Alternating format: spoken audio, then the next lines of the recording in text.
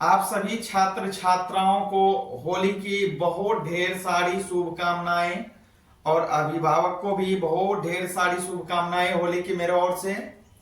साथ ही साथ मेरे जो भी ऑडियंस हैं, जो भी व्यूअर्स हैं, उनको भी होली की बहुत ढेर सारी शुभकामनाएं। तो चलिए, आज का मेरा टॉपिक जो है, टाइम वेस्ट नहीं करेंगे, मेरा आज का टॉपिक जो है प्रकाश का परावर्तन है। प्रकाश का परावर्तन, रिफ्लेक्शन ऑफ लाइट है प्रकाश का परावर्तन। इसी में हमको जानना है, इसके लॉ को भी, इसके नियम को भी जानना है, प्रकाश के परावर्तन के नियम को। तो हम पहले स्टार्ट करते हैं कि प्रकाश का परावर्तन आखिर होता क्या है, प्रकाश का परावर्तन कहते हैं किसको। तो आप लोग समझिए, प्रकाश के किसी वस्तु से टकराकर लौटने को प्रकाश का परावर्तन कहते हैं।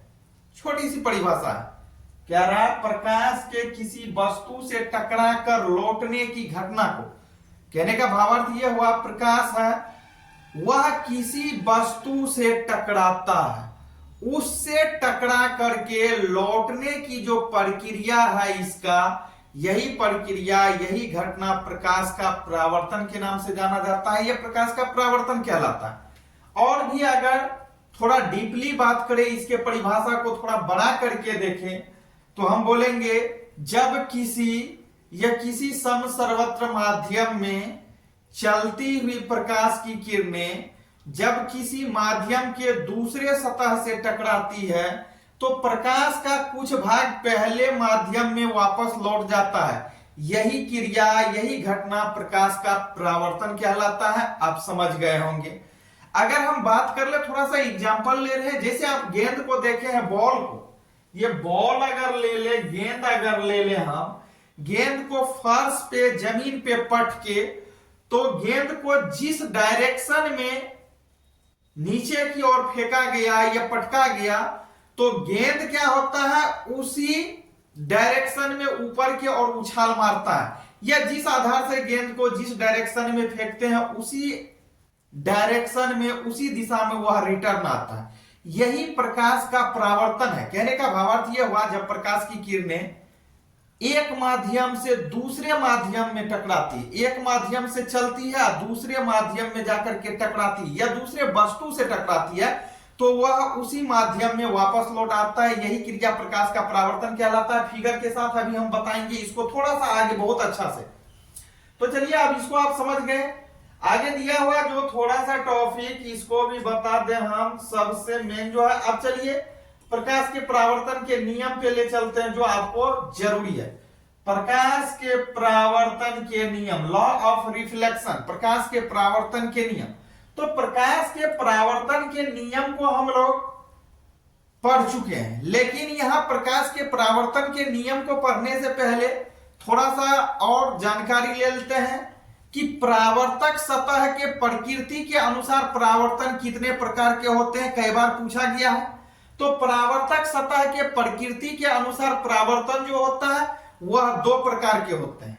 आपको क्वेश्चन इस टाइप से दिया रहेगा, क्वेश्चन आपको इस टाइप से दिया रहेगा कि परावर्तक सतह के पृष्ठ के अनुसार परावर्तन कितने प्रकार के होते हैं। तब ये पॉइंट को बताएंगे। यहां क्वेश्चन हम लिख देते हैं, परावर्तक सतह के प्रकृति के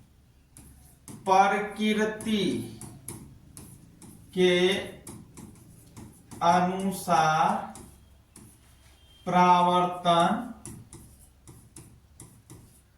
कितने प्रकार के होते हैं, कितने प्रकार के होते हैं। तो आपको याद रखना है, कह रहा है परावर्तक सतह के प्रकृति के अनुसार परावर्तन कितने प्रकार के होते हैं।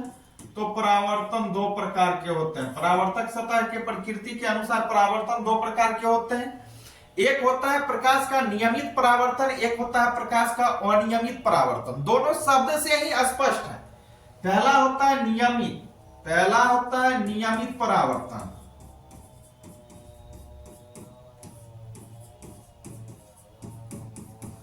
दूसरा होता है अनियमित परावर्तन।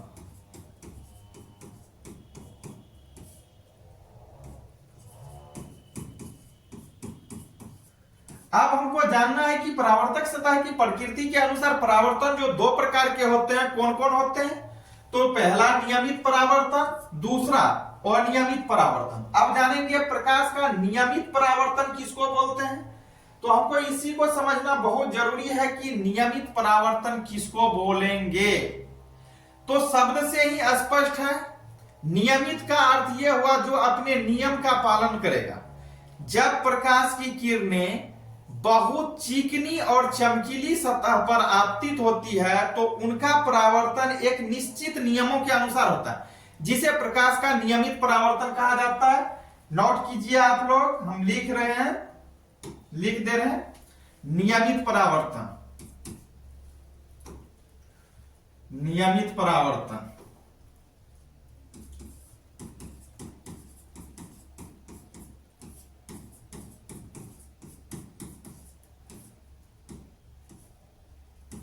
लिखेंगे जब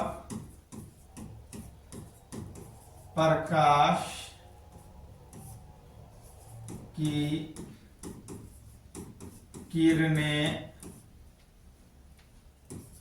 बहुत चिकनी या चमकीली, चिकनी या चमकीली सतह पर आपतित होती है,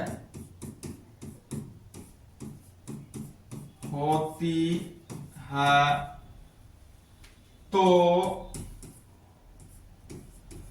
उनका परावर्तन एक निश्चित नियमों के अनुसार होता है, जिसे प्रकाश का नियमित परावर्तन कहते हैं, जिसे प्रकाश का नियमित परावर्तन कहते हैं। फिर से एक बार समझिए, नियमित परावर्तन किसको बोलेंगे प्रकाश का। जब प्रकाश की किरणें बहुत चिकनी और चमकीली सतह पे आपतित होती है तो उनका परावर्तन एक निश्चित नियमों के अनुसार होता है, जिसे प्रकाश का नियमित परावर्तन कहा जाता है। और थोड़ा सा यहां हम देख ले, इसका फिगर देख लेते हैं। चलिए देखिए, फिगर यहीं पे बना रहे हैं, फिर इसको हटा देंगे, कट कर देंगे।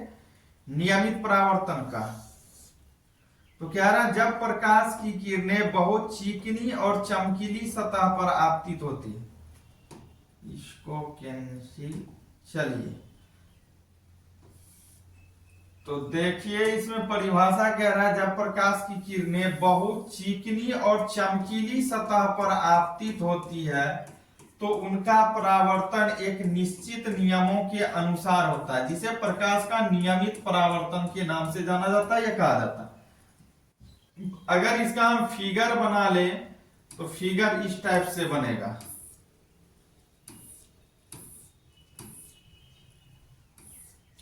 इस टाइप से बनेगा। ये अपने नियम का पालन कर रहा है, ये अपने नियम का, ये अपने नियम का, ये अपने नियम का। ये एक ही डायरेक्शन में जा रहा है। इधर से प्रकाश की किरणें आ रही है और इस डायरेक्शन में ये परावर्तित हो रही है, फिर इधर से ये आ रहा है, इधर से ये आ रहा है, इस डायरेक्शन में ये परावर्तित हो रहा है, तो इसको प्रकाश का नियमित परावर्तन बोलेंगे। इस दर्पण का नाम एन डैश ले लीजिए, लिख भी सकते हैं फ्रॉम फिगर एन डैश बराबर समतल दर्पण। तो इसको समझिए, अभी हम समझा रहे थे प्रकाश के नियमित परावर्तन। तो नियमित परावर्तन का डिफिनेशन हम बार बार बोल रहे हैं ताकि बोलते बोलते आपको याद भी हो जाए। जब प्रकाश की किरणें बहुत चिकनी और चमकीली सतह पर पड़ती है या आपतित होती है, ये सतह जो है चिकनी या चमकीली सतह, जब इस पर प्रकाश की किरणें देखिए आ रही है, इधर से ये रो है, इस पे पड़ रही है, तो इसका परावर्तन कैसे हो रहा है, एक निश्चित नियमों के अनुसार। मतलब इधर से आया, इसी डायरेक्शन में इधर की ओर परावर्तित हो रहा है। तो क्या बोलेंगे इसको, प्रकाश का नियमित परावर्तन। अब बातें आती है 2 नंबर, प्रकाश का अनियमित परावर्तन किसको बोलेंगे, उसको भी देख लेते हैं।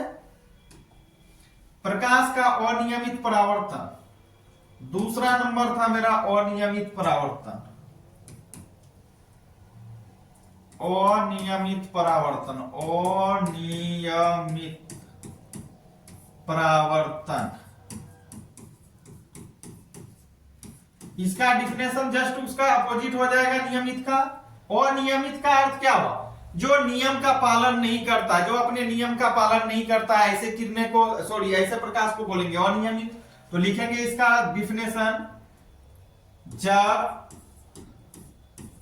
प्रकाश की किरणें, लिखते चलिए या स्क्रीनशॉट लीजिए, जब प्रकाश की किरणें रूखड़ी या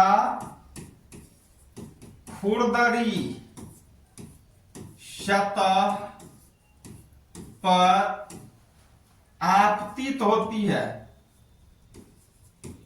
आपतित होती है, तो उनका परावर्तन सभी दिशाओं में होता है, जिसे प्रकाश का अनियमित परावर्तन कहा जाता है।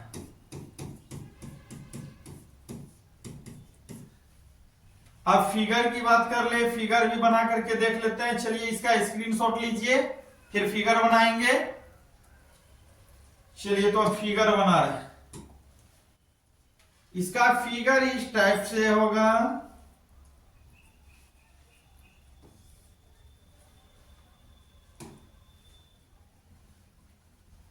इस टाइप से इसका फिगर चलेगा।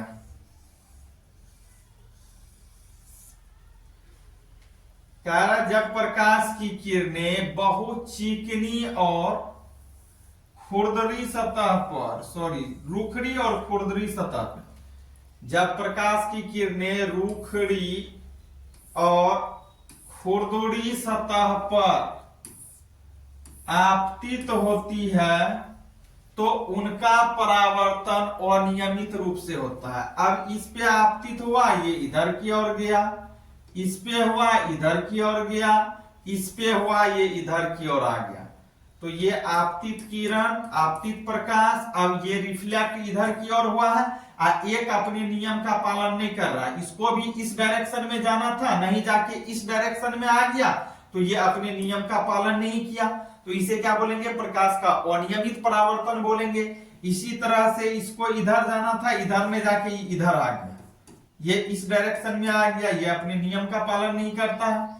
ये भी इस डायरेक्शन में आ गया, अपने नियम का पालन नहीं कर रहा है। ये इधर के ओर चले गया, तो ये अपने नियम का पालन नहीं करता है। तो इसको क्या बोलेंगे, फिगर नोट कीजिए, स्क्रीनशॉट लीजिए, बनाइए। तो ऐसे परावर्तन को प्रकाश का अनियमित परावर्तन बोलेंगे। फिर से एक बार डिफिनेशन हम बोल दें, जब प्रकाश की किरणें रूखड़ी और खुरदरी सतह पर आपतित होती है, तो उनका परावर्तन सभी दिशाओं में हो जाता है। यह उनका परावर्तन अनियमित रूप से होता है। सभी दिशाओं का मतलब इस डायरेक्शन में भी हुआ, इस डायरेक्शन में भी हुआ, उधर भी इधर भी गया, तो सभी दिशाओं में हो रहा है। तो ऐसे परावर्तन को हम प्रकाश का अनियमित परावर्तन बोलेंगे।